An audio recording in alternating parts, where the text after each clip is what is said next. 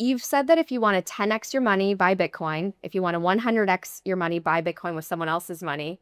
And if you want to 1000x your money, then buy Bitcoin with someone else's money and lever it. But for the average person watching who's probably a wage earner and not a business leader, what do you think is the best way to 100x your money? Can you still do it with Bitcoin, and what types of strategies can be deployed?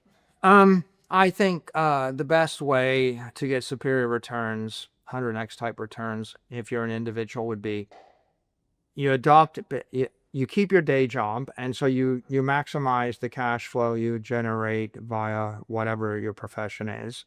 Michael Saylor doesn't promote get-rich-quick schemes. Instead, he lays out a calculated path. Earn steadily, spend wisely, and redirect every spare dollar into Bitcoin. The idea isn't to chase windfalls, but to play a disciplined, decades-long game with exponential rewards. For Saylor, Bitcoin isn't merely an asset, it's a revolutionary protocol for preserving wealth. That Ferrari that you're going to buy is going to cost you like 6 Bitcoin. And so it's going to be $100 million Ferrari, right? If you look out 20 years.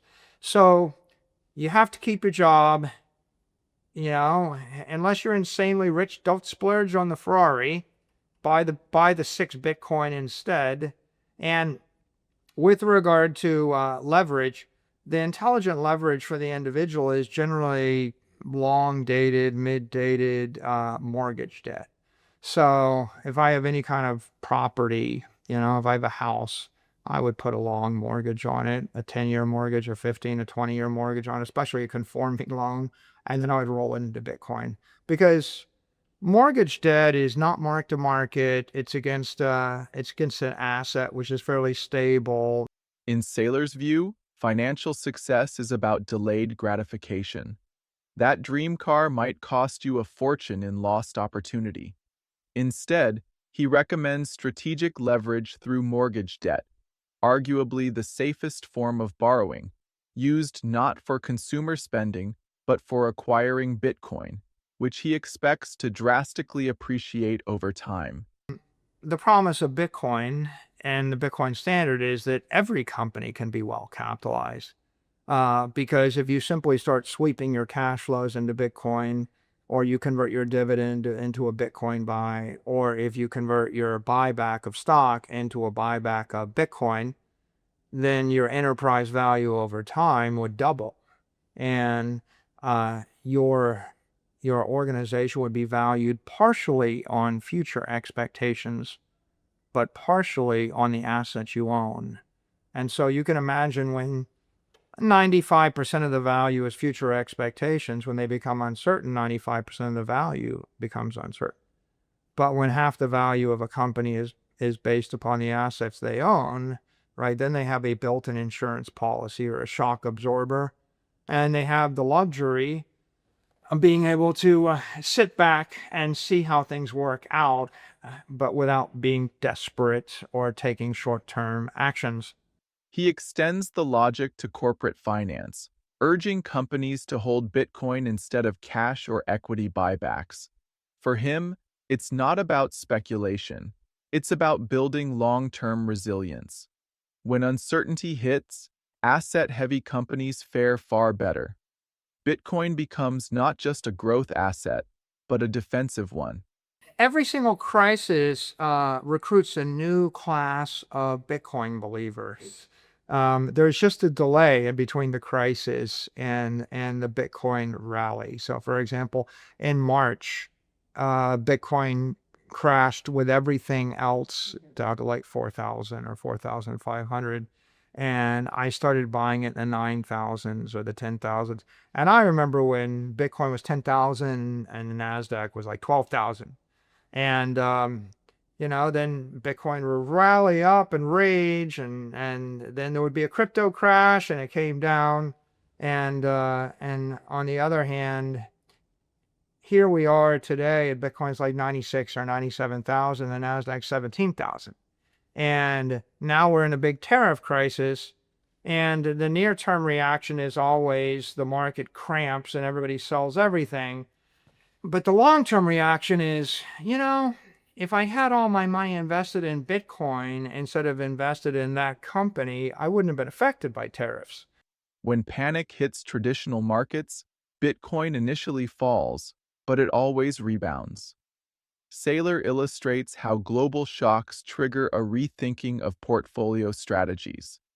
In his view, each crisis becomes a masterclass in why Bitcoin is the most adaptive and resilient financial asset ever created. And Bitcoin doesn't have supply chains. It doesn't have all of the regulatory risk, the tax risk, the operating and the execution risk that you have when you have a business based upon providing products and services in a particular way. You've said that if you want to 10x your money, buy Bitcoin. If you want to 100x your money, buy Bitcoin with someone else's money. And if you want to 1000x your money, then buy Bitcoin with someone else's money and lever it. Here, Saylor highlights why Bitcoin is a different breed altogether. Unlike traditional investments, it's unburdened by logistics, politics, or labor. Its unique nature makes it both more volatile and more powerful, and when the world scrambles, Bitcoin stays open, global, and liquid. It's an exponential process. When I was at MIT, I studied complex exponential systems, and they started with an illustration where they say, well, you have a pond, and there are lily pads in the pond, and it takes 30 days for the lily pads to spread across the pond, but they're doubling every day. On what day of the month will you notice you have any lily pads? It's a quick test of exponential math, but you realize the first 3 weeks of the month, you don't see any lily pads in the pond, right? And then you notice a little bit. And then in 3 days of the month, everything happens. And so I think what's happening here is there's a exponential phenomena. Adoption is quiet until it isn't. Saylor uses exponential math to explain Bitcoin's viral spread. It feels slow at first. Then, seemingly overnight, the world wakes up. This silent accumulation is why he stays confident even when others are skeptical. The secret of Bitcoin and the simple, elegant truth and the reason that it's spreading virally everywhere on Earth and the reason it'll keep spreading. So a lot of smart people in the world, they just want to keep their money. That's the secret, right? People buy Bitcoin because they want to keep their money. People are starting to buy Bitcoin treasury companies like Strategy because we've constructed a very elegant, powerful business model based upon digital capital that strips away all of the dozen risks that are plaguing every other well-run company in the world right now. In the end, the message is simple.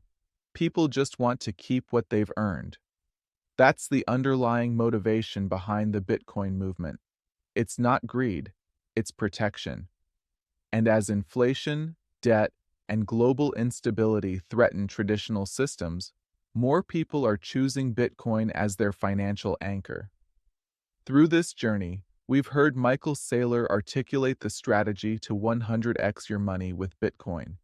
From disciplined income allocation and strategic leverage to long-term corporate treasury planning and enduring market volatility. He's not merely advocating a speculative bet, but proposing a new financial operating system, one where wealth can be preserved and multiplied in a digital, decentralized future. And so investors are smart. They think, well, how do I get a return and avoid the risk and what's working? And, more and more are discovering our company every day. You've pioneered the corporate playbook and you're giving it away. I know so many people are grateful. Any final thoughts? Just happy to be on the journey with you. Now it's your turn. What do you think of Saylor's strategy? Is Bitcoin really the best path to generational wealth, or is it just one part of a much bigger financial puzzle? Let us know in the comments below.